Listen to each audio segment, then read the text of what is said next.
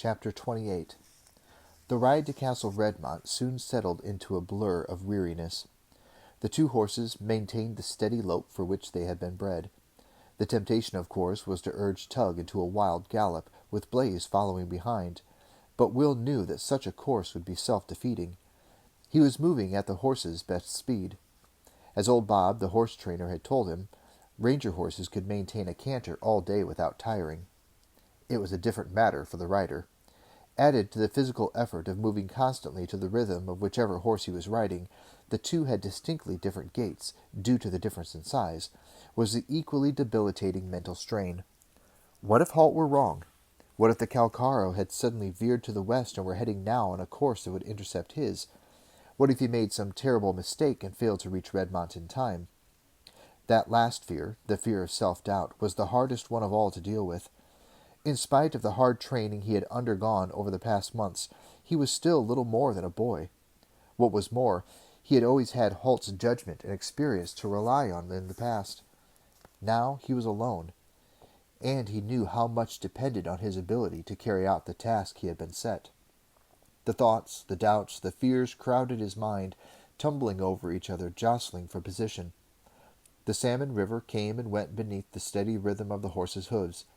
He paused to water the horses briefly at the bridge. Then, once on the King's Highway, he made excellent time, with only short halts at regular intervals to change his mount. The day's shadows lengthened, and the trees overhanging the road grew dark and menacing. Each noise from the darkening trees, each vaguely seen movement in the shadows, brought his heart to his mouth with a lurch.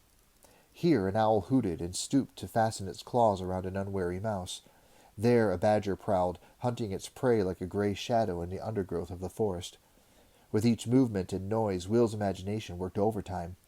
He began to see great black figures, much as he imagined the Calcaro would look, in every patch of shadow, in every dark clump of bushes that stirred with the light breeze. Reason told him that there was almost no chance that the Calcaro would be seeking him out. Imagination and fear replied that they were abroad somewhere, and who was to say they weren't close by? Imagination and fear won.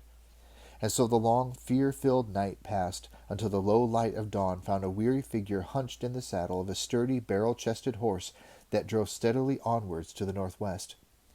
Dozing in the saddle, Will snapped awake with a start, feeling the first warmth of the sun's rays upon him. Gently he reined Tug in, and the little horse stood, head down, sides heaving. Will realized he had been riding far longer than he should have been, his fear having driven him to keep Tug running through the darkness, long after he should have rested him.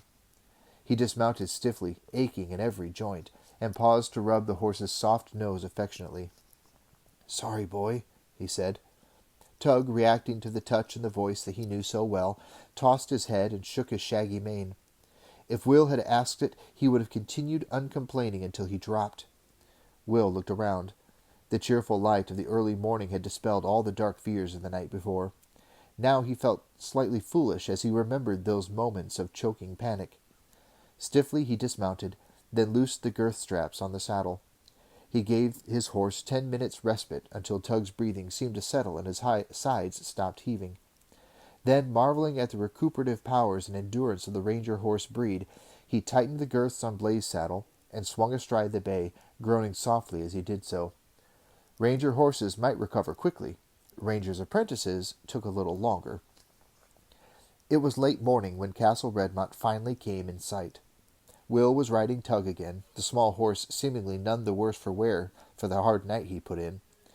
As they crested the last row of hills, and the green valley of Errold's barony stretched out before them. Exhausted, Will stopped for a few seconds, leaning tiredly on the pommel. They'd come so far, so quickly. He looked with relief on the familiar sight of the castle, and the tidy little village that nestled contentedly in its shadows. Smoke was rising from chimneys. Farmers were walking slowly home from their fields for their midday meal. The castle itself stood solid and reassuring in its bulk at the crest of the hill. "It all looks so normal," Will said to his horse. Somehow he realized he had been expecting to find things changed. The kingdom was about to go to war again for the first time in 15 years, but here life went on as normal. Then, realizing he was wasting time, he urged Tug forward until he was stretched out in a gallop, both boy and horse eager to finish its final leg of the journey. People looked up in surprise at the rapid passing of the small green and gray-clad figure, hunched low over the neck of his dusty horse, with a larger bay horse following behind. One or two of the villagers recognized Will and called a greeting, but their words were lost in the rattle of hooves. The rattle turned to an echoing drumming as they swept across the lower drawbridge into the foreyard of the castle itself. Then the drumming became an urgent clattering on the cobblestones of the yard. Will drew back lightly on the reins, and Tug slid to a halt by the entrance to Baron Errold's tower. The two men-at-arms on duty there, surprised by this sudden appearance and breakneck pace, stepped forward and barred his pass with their crossed pikes. "Just a moment, you," said one of them, a corporal. "Where do you think you're off to in such a clatter and a rush?" Will opened his mouth to reply, but before words could form, an angry voice boomed from behind them. "What in the world do you think you're doing, you idiot? Don't you recognize a king's ranger when you see one?" It was Sir Rodney, striding across the courtyard on his way to see the Baron. The two sentries stiffened to attention as Will turned gratefully to the battlemaster. "Sir Rodney," he said, "I have an urgent message from Halt for Lord Errold and yourself." As Halt had observed to Will after the boar hunt, the battlemaster was a shrewd man. He took in Will's dishevelled clothing, the two dusty horses standing, heads drooping tiredly, and realized this was no time for a lot of foolish questions. He jerked a thumb at the doorway. "Best come in and tell us, then?" Then he turned to the sentries. "Have those horses looked after. Feed and water them." "Not too much of either, please, Sir Rodney," Will said quickly. "Just a small amount of grain and water, and maybe you could have them rubbed down. I'll be needing them again soon." Rodney's eyebrows rose at that. Will and the horses looked as if they could use a long rest. "Something must be urgent," he said, adding to the corporal, "See to the horses, then, and have food brought to Baron Errold's study, and a jug of cold milk." The two knights whistled in astonishment as Will told them the news.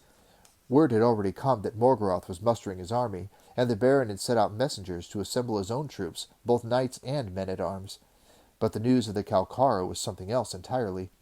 No hint of that had reached Castle Redmont. "You say Halt thinks they may be going after the king?" Baron Errold asked as Will finished speaking. Will nodded, then hesitated before he added, "Yes, my lord, but I think there's another possibility." He was loath to go further, but the Baron gestured for him to continue, and he finally gave voice to the suspicion that he had been building inside of him throughout the long night and day. "Sir, I think there's a chance that they're after Halt himself." Once the suspicion had been voiced, and the fear was out in the open to be examined and evaluated, he felt the better for it.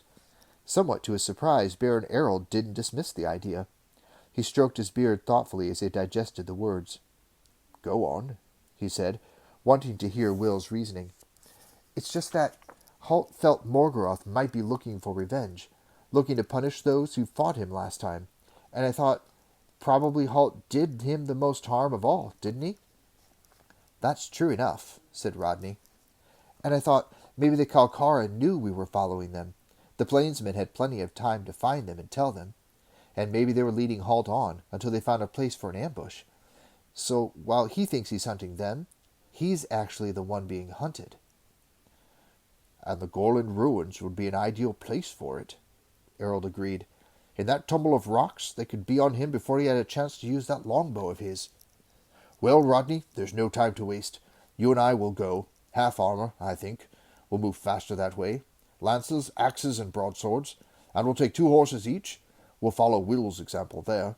We'll leave in an hour. Have Carol gather together 10 knights and follow us as soon as he can." "Yes, my lord," the battlemaster replied. Baron Errold turned back to Will. "You've done a good job, Will. We'll take care of this now. As for you, you look like you could use 8 hours solid sleep." Wearily, aching in every muscle and joint, Will drew himself up erect. "I'd like to come with you, my lord," he said. He sensed that the Baron was about to disagree, and he added hurriedly, "Sir, none of us knows what's going to happen, and Gillen is out there somewhere on foot. Besides—" He hesitated. "Go on, Will," the Baron said quietly, and when the boy looked up, Errold saw the steel in his eyes.